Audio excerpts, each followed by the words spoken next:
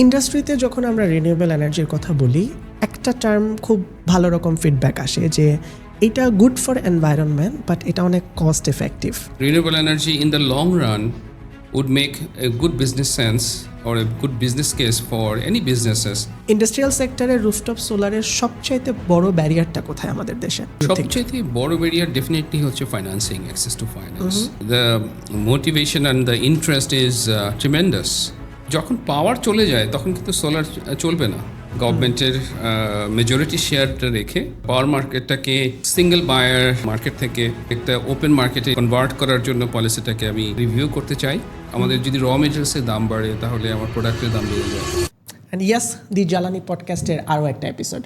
Renewable energy শুধুমাত্র আমাদের বাসাবাড়ির বিদ্যুৎ না, এটা আমাদের ইন্ডাস্ট্রিয়াল সেক্টরের জন্য খুব বেশি গুরুত্বপূর্ণ। আর ইন্ডাস্ট্রি তখনই ফ্লুয়েন্ট থাকবে যখন আপনার energy supply, power supply fluent থাকবে। This is your host Mamunur Rashid, এবং জ্বালানি পডকাস্টের আরও একটা এপিসোড নিয়ে চলে এসেছি। আই বিলিভ এই ক্রাইসিসটা, এই ইস্যুটা নিয়ে কথা বলার জন্য আমাদের এই পডকাস্ট সোফার বেস্ট প্ল্যাটফর্ম। আর আপনাদের ফিডব্যাক, কমেন্ট আমাদের জন্য অনেক বেশি গুরুত্বপূর্ণ। আমরা সবসময় আপনাদের ফিডব্যাক দেখি। আমাদের সাথে আজকে স্টুডিওতে আছেন mister Nure Alam, chief operating officer, renewable energy, Pran RFL group. আপনাকে স্বাগত দি জ্বালানি পডকাস্টে। আপনাকেও স্বাগতম, থ্যাংক ইউ। এবং দর্শকদেরকেও স্বাগতম জানাচ্ছি। Thank you. আজকে ইন্ডাস্ট্রিয়াল সেক্টরে রিনিউয়েবল এনার্জি নিয়ে আমরা কথা বলবো, এবং আপনি এই সেক্টরটাতে বহুদিন ধরে কাজ করেছেন। ইন্টারেস্টিং ফ্যাক্ট হচ্ছে আপনার পোর্টফোলিও অনুযায়ী আপনি এর আগে পাবলিক অ্যাফেয়ার্স নিয়ে কাজ করেছেন, আপনার বিজনেসের সাস্টেনেবিলিটি নিয়ে কাজ করেছেন, সেখান থেকে শিফট করে এনার্জি ডিপার্টমেন্টে। এই ট্রানজিশনটা কেন, এটা আমি একটু জানতে চাই। এটা আসলে একটা ইন্টারেস্টিং একটা এপিসোড আছে। আমি মাস্টার্স করছিলাম রিজেনারেটিভ সাস্টেইনেবিলিটির উপর, এবং আমার রিজেনারেটিভ সাস্টেইনেবিলিটির মাস্টার্সটা ছিল প্রজেক্ট বেসড, এবং I took a project on carbon mandate. এবং কার্বন ম্যান্ডেটের one of the solution was corporate power purchase agreement. And corporate power purchase agreement যে প্রজেক্টগুলো, সেগুলো রিনিউয়েবল এনার্জি বেসড, এবং that supports a corporate to purchase energy, renewable energy, without being directly involved in the power production or power generation. So that was interesting, and I thought that the corporate sustainability background that I have would be complemented যদি আমি এই renewable energy এবং হচ্ছে decarbonization of the supply chain এটাকে আমি নিয়ে আসি আমার নিজের ক্যারিয়ারে। রাইট। ইন্ডাস্ট্রিতে যখন আমরা রিনিউয়েবল এনার্জির কথা বলি, একটা টার্ম খুব ভালো রকম ফিডব্যাক আসে যে এটা গুড ফর এনভায়রনমেন্ট, বাট এটা অনেক কস্ট এফেক্টিভ, এবং বিজনেস আসলে যদি এনভায়রনমেন্টের ভালো করতে চায়, বিজনেস নিজের প্রফিট করতে পারবে না। এই কথাটা কতটুকু ঠিক? See, we have real life examples of a business case. যদি ডিজেলের সাথে আমি কম্পেয়ার করি, it makes very good sense to use renewable energy instead of diesel and any fossil fuel powered power generation. So for like gas, still হয়তো solar energy একটা business case make করেন একটা further ইনভেস্টমেন্টের জন্য, but still আমি বলবো যে renewable energy in the long run would make a good business sense or a good business case for any businesses in the long run. সেটা কিভাবে? ইনিশিয়াল কস্ট, আপফ্রন্ট কস্টটা যদিও বেশি, but if you take an ROI এবং হচ্ছে তারপরের যে total life cycle of the project if you consider, then you will end up saving more, even if you compare with gas based হচ্ছে energy generation. আর fossil based energy জেনারেশনের কথা তো আগেই বললাম যে ডিজেল বেসড এনার্জির সাথে যদি কম্পেয়ার করা হয় তাহলে definitely it makes business sense. Right. আমরা যখন একটা বিজনেস দাঁড় করাই, স্পেশালি আমাদের দেশের মতো একটা দেশ, we must say third world country, এখানে বিজনেস ইনিশিয়েট করা, এক্সিকিউট করা it's not that much easy. এখানে দেখা যায় অ্যাডমিনিস্ট্রেটিভ অনেক ওয়ার্ক থাকে, অনেক কিছু থাকে। এখন এখানে আবার অ্যাডমিনিস্ট্রেটিভভাবে এনকারেজও করা হয় যে কোথাও যদি আমার রিনিউয়েবল এনার্জি থাকে বা যেই এমন কোনো প্রজেক্ট যেটা আমার এনভায়রনমেন্টকে সেভ করছে সেখানে একটা এনকারেজমেন্ট দেওয়া হয় যে দ্যাটস গুড ফর ইউ বা এই বিজনেসটাকে আমরা সবসময় প্রায়োরিটাইজ করি, green and clean energy. Exactly. তো এখন আমার প্রশ্ন হচ্ছে যে এই যে এনকারেজমেন্টের জায়গাটা, এটা কি অন্যান্য দেশের সাথে তুলনা করলে good enough in our country context? তাতে করে যদি এটা গুড এনাফ হয় তাহলে তো সবার এমনিতেই এটার প্রতি খুব ইন্টারেস্টেড বা আগ্রহী হওয়ার কথা। What do you think? I can't really compare internationally, but হয়তো কোনো particular countryর সাথে আমি compare করতে পারি. If I compare with Vietnam and probably India আমার জন্য মনে পড়ে যে comparable market না, but it's a mature market, it's a vast market. But ভিয়েতনামের সাথে যদি আমি compare করি or পাকিস্তানের সাথে যদি আমরা compare করি, definitely there are policy instruments যেখানে ইমপ্রুভমেন্ট এরিয়া আছে। For example feed in tariff নিয়ে আমি প্রায়ই বলি নেট মিটারিংয়ের জন্য, বিশেষ করে রুফটপ সোলার প্রজেক্টে যদি ফিড ইন ট্যারিফ থাকে, I believe that can revolutionalise হচ্ছে এই রুফটপ সোলার প্রজেক্টের এক্সেলারেশনটাকে। Right.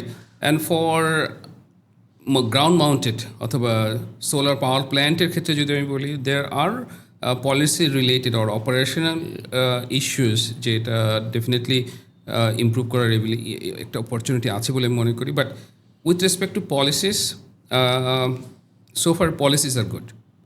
Net metering guideline is very good.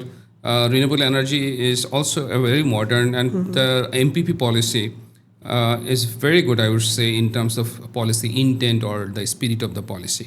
But the challenge is on the operationalizing or how you're implementing, like the framework, the service level agreement or the guideline under that policy. So ওই জায়গাটাতে যখন আমরা কাজ করতে যাই, definitely as you said administrative, আমি এটাকে হয়তো একটু বলবো ডিপার্টমেন্টাল or bureaucratic একটা ইস্যু আছে। Net metering, I don't know if you have encountered any net metering application process for our industries. So far এখন পর্যন্ত একটা নেট মিটারিংয়ের অ্যাপ্লিকেশন অ্যাপ্রুভ হতে 8 থেকে 5 মাস সময় লাগছে। Oh my god, almost এক বছর।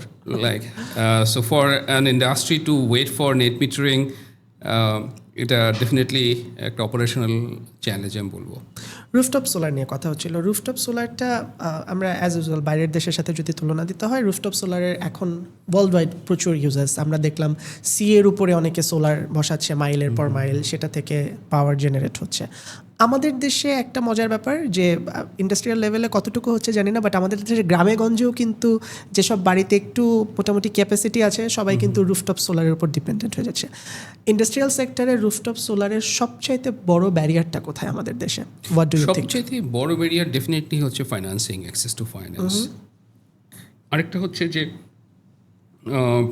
Your requirement of renewable energy আর আপনার যে রুফ আছে সেই রুফে যে ক্যাপাসিটি আপনি ইনস্টল করতে পারবেন, so how much it is actually going to contribute in your total requirement of renewable energy. Now আপনার যদি স্যাংশন লোড লেসে 1 মেগাওয়াট হয়ে থাকে, আপনার এখন যদি এটার মিনিমাম 20% হচ্ছে বলা হয় যে রিনিউয়েবল এনার্জি থাকতে হবে, নাও 20% অফ 1 মেগাওয়াট হচ্ছে আপনার 200 কিলোওয়াট। সো এই 200 কিলোওয়াটের জন্য যে পরিমাণ রুফের স্পেস দরকার আপনার হয়তো সেটা নেই, right? So that is one challenge. So একটা বলবো যে রুফ যথেষ্ট আছে কি না স্পেস, রুফ স্পেস। আবার রুফের 20 থেকে 30% আবার অনেক সময় ছেড়েও দিতে হয়, কারণ হচ্ছে মেনটেন্যান্স এবং হচ্ছে আদার অ্যাক্সেসের জন্য। প্লাস যে সেকেন্ড মোস্ট ইম্পর্ট্যান্ট ব্যারিয়ার আমি বলবো যে access to finance. For bigger group of companies or industries হয়তো access to finance is possible, easy, but small and medium কাস্টমার্সদের জন্য আপফ্রন্ট এই ইনভেস্টমেন্টটা is definitely that creates a havoc on their working capital, cash flow-তে। এবং interestingly small এবং medium enterprise যারা এই 200 একটু example যেটা দিলাম যে 200 কিলোওয়াট অথবা আপ টু 500 কিলোওয়াট 1 মেগাওয়াটের নিচে যখন রুফটপ সোলারের আপনি প্রজেক্ট করতে যাবেন, আপনি ইটকলের ফাইন্যান্স আপনি পাচ্ছেন না because you are a small project for them. So then you go soft loan আপনার জন্য হচ্ছে না, then you go for commercial loan, right? So commercial loan is expensive. Of course. So that's about access to finance or the financing challenge. Upfront cost plus হচ্ছে রুফের যে আপনার space, এই দুইটা আমি মনে করি যে বিগেস্ট ব্যারিয়ার। গভর্নমেন্টের এখানে কি করার আছে to make this process easy? ওনারা কি নিজেদের দিক থেকে কোনো এনকারেজমেন্ট দিতে পারে অর সামথিং লাইক দ্যাট? না, অ্যাবসলিউটলি আই থিঙ্ক রুফের স্পেসটা তো আসলে কিছু করার নেই, it's a private sector roof. যেটা হতে পারে যে যদি এমটি স্পেস থাকে, গ্রাউন্ডে এমটি স্পেস থাকে, so they can probably make use of it. Government can definitely support on access to finance. So access to finance for small and medium customers, right. Either through ITCOL or any other mechanism. এখানে প্রবলেমটা হয় হচ্ছে guarantee. ইটকলের হচ্ছে financing এর জন্য you need collateral, you need bank guarantee, you also need your project to be of that size, এবং you don't have an aggregator, so guarantor নেই। Credit worthiness is a factor. So there are, I also understand ITCOL has its own limitations, right? So they are also a government entity, government affiliated entity. They also have their own mandate, so they also have their own limitations. So probably government should look into those mandates to free up or have a mechanism, might be some guarantee from IFC or any other multi donor financing arm, or probably the DFIs. So probably those can be one area where government can leverage or can support ITCOL and small and medium customers, so that access to finance is ensured. আপনি যেটা বলছিলেন যে বড় ইন্ডাস্ট্রিগুলোর ক্ষেত্রে financing is pretty much possible, because যেটা দেখা যায় ওদের ওই ক্যাপাসিটিটাও আছে এবং ওরা যদি চায় ওরা রান করতে পারে। সমস্যাটাই হয় স্মল অ্যান্ড মিডিয়ামদের জন্য। এটা কি সামহাও পসিবল? আমি জাস্ট জানার জন্য আস্কিং যে আমরা দেখি আমাদের কিন্তু এক একটা ইন্ডাস্ট্রিয়াল লোকেশন আছে বা জোন আছে, এরিয়া আছে। সে ফর এক্সাম্পল সাভার, আশুলিয়া, ওই জায়গাটা পুরাটা একটা ইন্ডাস্ট্রিয়াল ব্লক, ওখানে প্রচুর ইন্ডাস্ট্রি। দেন এরকম ছোট ছোট জায়গা আছে। পুরো একটা হোল লোকালিটির জন্য একটা সোর্স অফ রিনিউয়েবল এনার্জি, একটা source of solar system government থেকে করে দিল বা সবাই মিলে ফাইন্যান্স করে করলো, এটা কি আমাদের জিওগ্রাফিক্যাল কনটেক্সটে পসিবল কিনা? Possible, but it's complicated. There are social issues, right? The social issues in terms of your demand, your load requirement. যে আপনি আপনার একটা এক্সাম্পল দেই, you give an example of Savar. So এটা যদি আমি সাভারের ইন্ডাস্ট্রিয়াল বেল্টটা চিন্তা করি, so they are scattered, right? আচ্ছা, যেহেতু scattered, cost of implementation is also very high because of cable and other integrated systems, right? This is one. আমি যদি রেসিডেন্সিয়াল পার্টটা চিন্তা করি, যে সাভারের একটা এলাকার আমি চিন্তা করব, your requirement or load requirement probably higher than your roof space. So you will actually need to pay, right? So সেখানে একটা ব্যাপার আসা হচ্ছে ক্যালকুলেশনের ব্যাপার আসে, সেখানে আবার ইনভেস্টমেন্ট এবং হচ্ছে শেয়ারের বিষয় আছে। সো সোশ্যাল এবং হচ্ছে টেকনোলজিক্যাল আসপেক্ট ওখানে চলে আসতেছে, যে এবং মেজারমেন্টের ম্যানেজমেন্টের একটা বিষয় চলে আসতেছে। আবার ওটা যখন এস্টাবলিশড করবে, ওটা তো জমি নিতে হবে লোকের, এটা একটা ব্যাপার। So to make things simpler, আমার হয়তো একটা প্রপোজাল এরকম থাকবে। So let's say you club or you aggregate 10 small industries in a zone. And they will have individual rooftop solar. প্রত্যেকের একটা করে। Right. Okay. Those are not interconnected. But for these 10 industries, there is a guarantor. It can be the SME Foundation. It can be BGME. It can be the other association, like If it is in basic, then basic authority can have some mechanism to provide guarantee for the financing. Right. So government can facilitate this way, grouping them in a zone with a aggregator or guarantor mechanism, so that the investor or the EPC gets the fund, also gets the confidence, right? If it is like OPEX model, যদি revenue collection model হয়, তাহলে ওই guarantor হচ্ছে থাকছে who can support in case of any default. Right. So back to the বড় ইন্ডাস্ট্রির কথা, এখন আরেকবার আসি বিগার ইন্ডাস্ট্রি, বিকজ আমাদের দেশে একটা পোর্শন আছে যেখানে হাতে গোনা, আই গেস মনে হয় যে হাতে গুনে শেষ করা যাবে যে এই কয়টা বিগেস্ট ইন্ডাস্ট্রি আমাদের আছে। সো এদের মধ্যে এখন রিনিউয়েবল এনার্জিতে শিফট করার টেন্ডেন্সি কতখানি উইদিন নেক্সট 5 years? ওরা কি ফুললি শিফট করে যাবে, অর অ্যাটলিস্ট 50% ডিপেন্ডেন্সি আসবে ওদের? I don't think so. Absolutely. The motivation and the interest is tremendous. For our company, we can say we are already late. We are doing 20 megawatt projects for the last 3 months. Okay.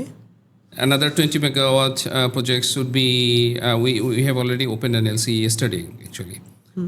We are doing it as fast as possible, day and night. But we think that we are probably not doing enough. So our internal demand is almost 100 megawatt for the rooftops. 100 megawatt of internal demand of rooftops. So far we have completed 35 megawatts. And the rest, 65 megawatt, we are planning to do as fast as possible within this year. If earlier, the better. So industry appetite, tremendous. The saving is significant. The business case is very good. So it's a good news. Very good news. বড় industry যাদের সাথে আমার personally কথা হয়, everyone is doing it. So far I understand, if someone doesn't have any other alternatives, but most of them are doing it. They have a pure business case.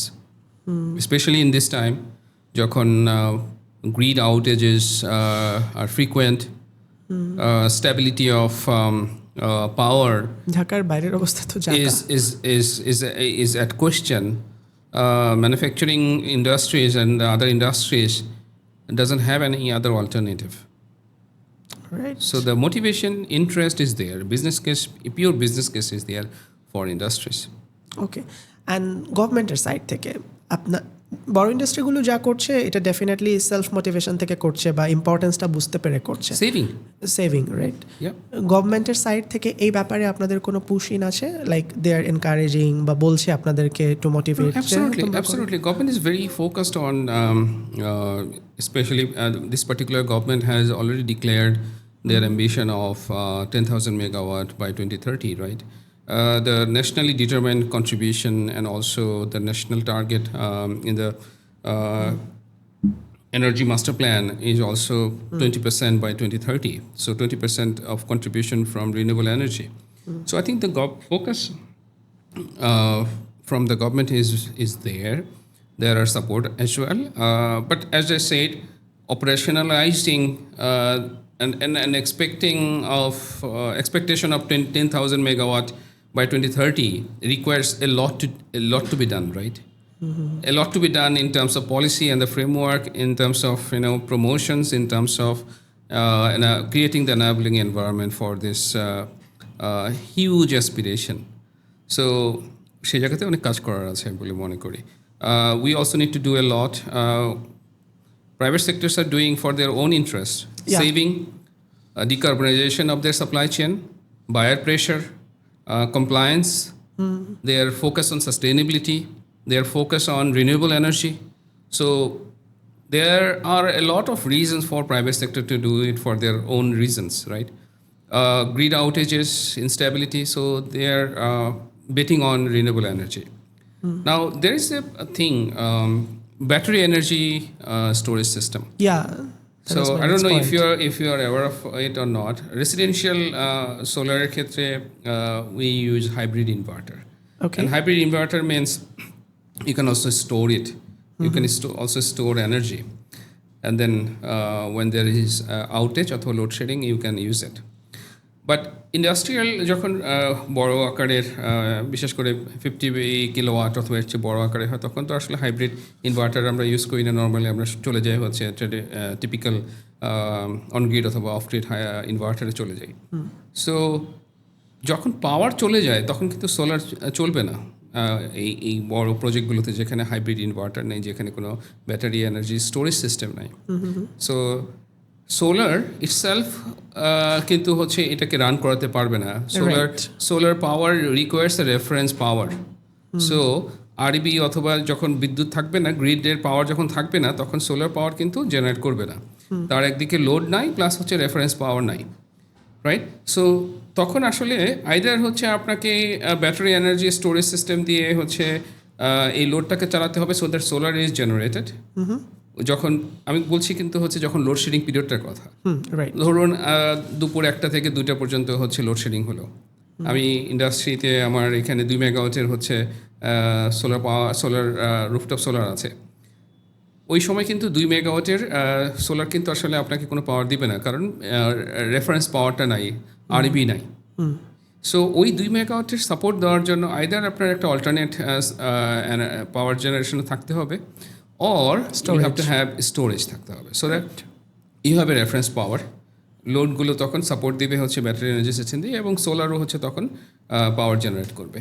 So আমরা যখন এই rooftop সোলারের কথা বলছি, এবং there are frequent outages or load shedding in the industrial areas and everywhere, আমাদের তখন কিন্তু integrated সিস্টেমের কথা চিন্তা করতে হবে। We will have to also think about battery energy storage system for industries as well. If we are really thinking about clean energy for the entire sector, diesel generator is expensive. It is harmful for the nature. It is not sustainable. It has a lot of other impacts on the fiscal and other aspects. For example, the foreign currency exchange and the market risk, the supply risk, right? So it cannot be a solution. So if we think of an integrated solution, we'll have to think rooftop solar or ground-mounted solar plus battery energy storage system. Right. একটা interesting question. Say for example, যদি আপনাকে as a policy maker একটা opportunity দেওয়া হয় যে within 2035 বাংলাদেশের industrial যে sector আছে এটা পুরোটা রিনিউয়েবল এনার্জিতে শিফট করবে, বা একটা সাস্টেইনেবল পোর্শন যেটা রিনিউয়েবল এনার্জিতে শিফট করবে, which 3 steps, core major steps you will make to happen this within 2035? Okay. So I'm taking the liberty. আমি আমার মতো করে বলছি। Please. So the first thing I would like to do is to open up the power market. Of course, গভর্নমেন্টের majority শেয়ারটা রেখে পাওয়ার মার্কেটটাকে single buyer মার্কেটটাকে একটা open মার্কেটে কনভার্ট করার জন্য পলিসিটাকে আমি রিভিউ করতে চাই, so that private sectors can come in and they can generate power. They can also sell in the market, and there is a competition, so that it is not a single buyer system, and we ensure through the competitive market the price of power goes down ultimately, and that will benefit industry, that will benefit commercial, that will benefit residential consumers of power. See, what I mean, the reason behind this policy intent, যেটা আমি share করলাম যে আমার এই ইন্টেনশনটা আছে, as you have given me this opportunity, power is like the lifeline of an industry or even the economy. Of course. It's like a road where you'll be driving. It's like the raw material that will actually produce something. It's like it's like the one single thing for our productivity. We are talking now. If the power goes out, nobody will hear us, right? So that's one thing. I believe that power should be taken as a most critical, or likewise infrastructure. Power should be also taken as one of the most critical aspect for the well-being of people, society, commercial and industrial growth, and definitely for industry. So that's number one. Number two, I would like to ready the grid for like the next decade. Okay. Or next couple of decades down the line. Because renewable energy is variable. It will create a lot of fluctuations and it will make the grid unstable in the long run. Now, our total generation is only around 3% or below 4% from renewable energy sources. That includes even wind and hydro energy sources. But let's say we have 20% of renewable energy flowing into the grid. So that's the time we should be preparing on. We are thinking like 10 years down the line. So second thing I will be doing is to invest in the grid, smart grid, a stable grid, a resilient grid. The third one is to make available land for private sector and other investors. And good news is the government is already planning in that line, and they are creating a land bank from different ministries and other government land, so that the public-private partnership solar projects can be can take place or can be set up. I believe government should also give opportunity to last mile electrification. For example, a village-based microgrid.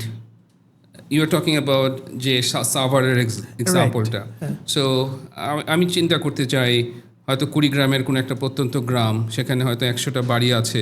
সেই 100টা বাড়ি তাদেরকে আমাদের এখনকার traditional distribution company, সেটা পল্লী বিদ্যুৎ হোক অথবা নেস্কো হোক, তাদেরকেই যে দিতে হবে, not necessary. Why can't they have their own grid?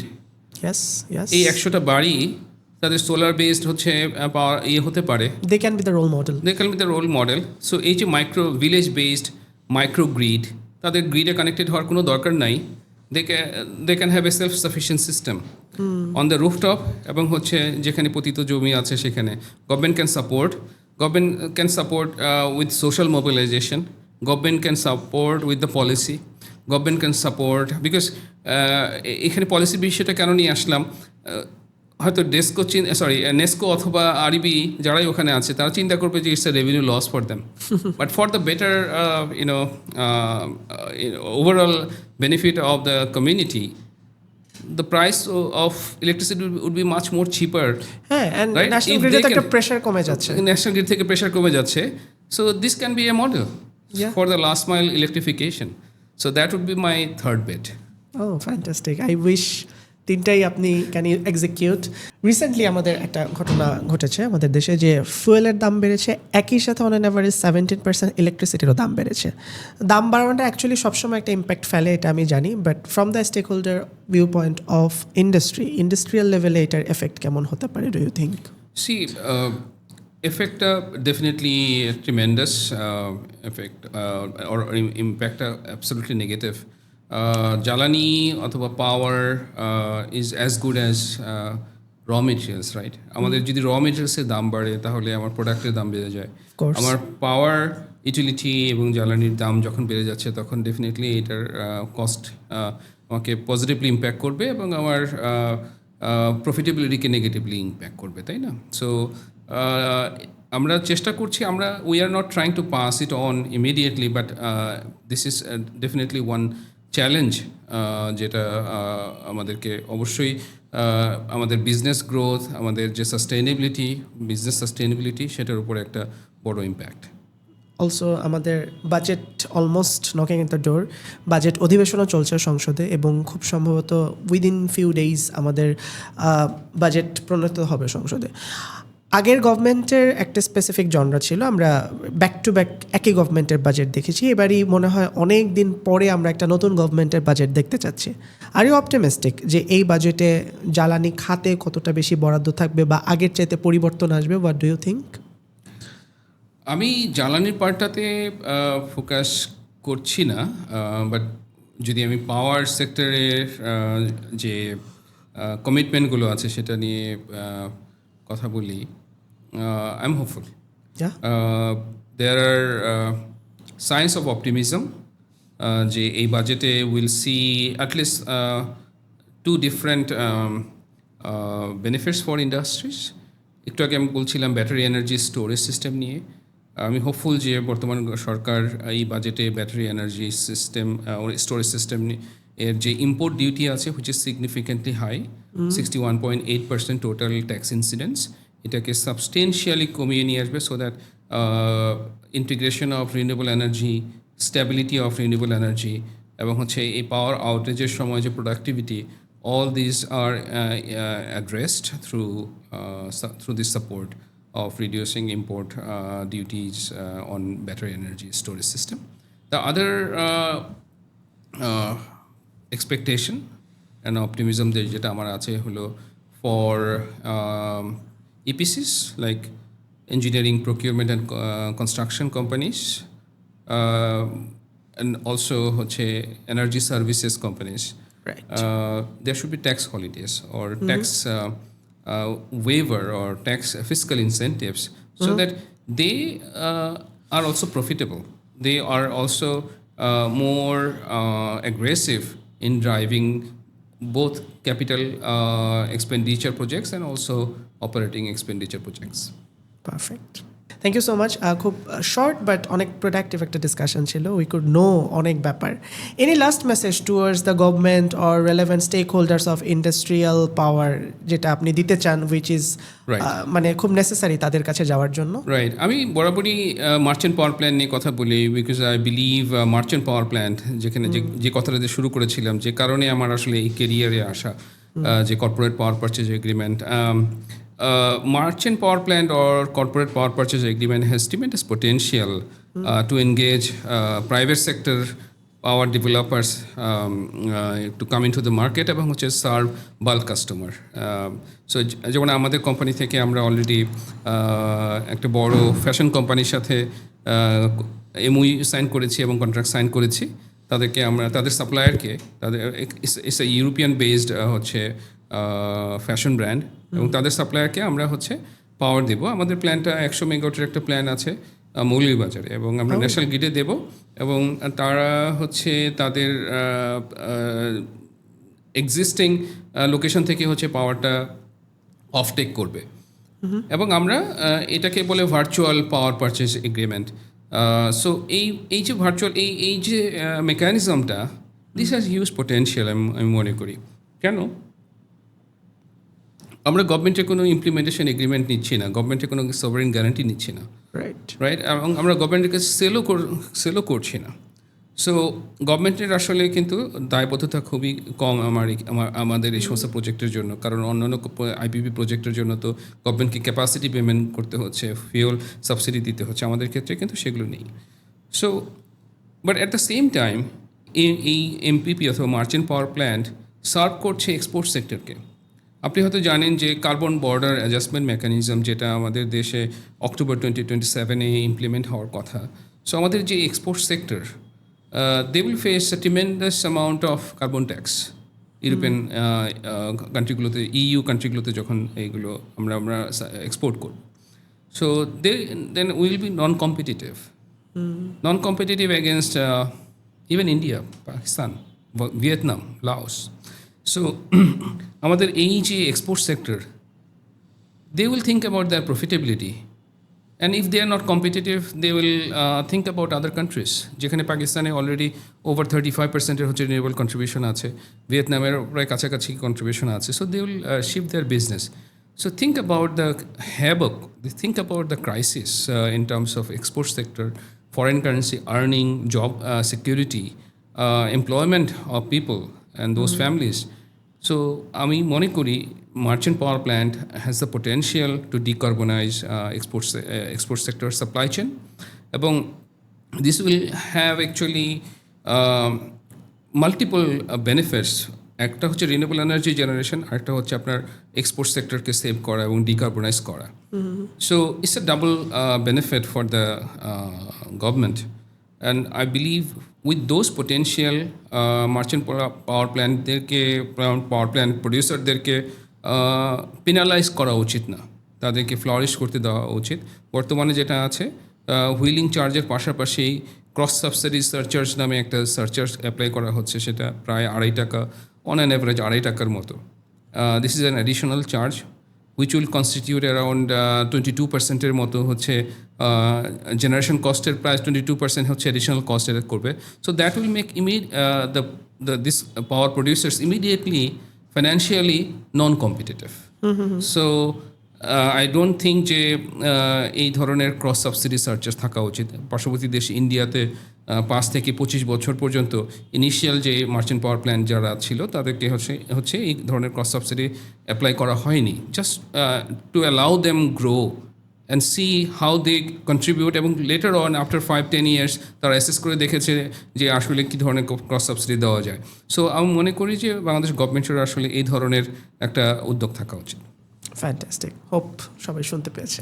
জি জি, thank you so much for joining the Jwalani podcast. আপাতত সাইন আউট করছি। অডিয়েন্স, জ্বালানি পডকাস্ট চলতে থাকবে, আমাদের এই কনভারসেশনও চলতে থাকবে। আমরা আপনাদের কথাও শুনবো, জ্বালানি নিয়ে, পাওয়ার নিয়ে, প্রবলেম নিয়ে, সলিউশন নিয়ে আপনাদের কথা, আমাদের কথা চলতে থাকবে। দেখা হচ্ছে নেক্সট কোনো এপিসোডে। আজকের মতো সাইন আউট করছি। সবাইকে ধন্যবাদ আমাকে শোনার জন্য।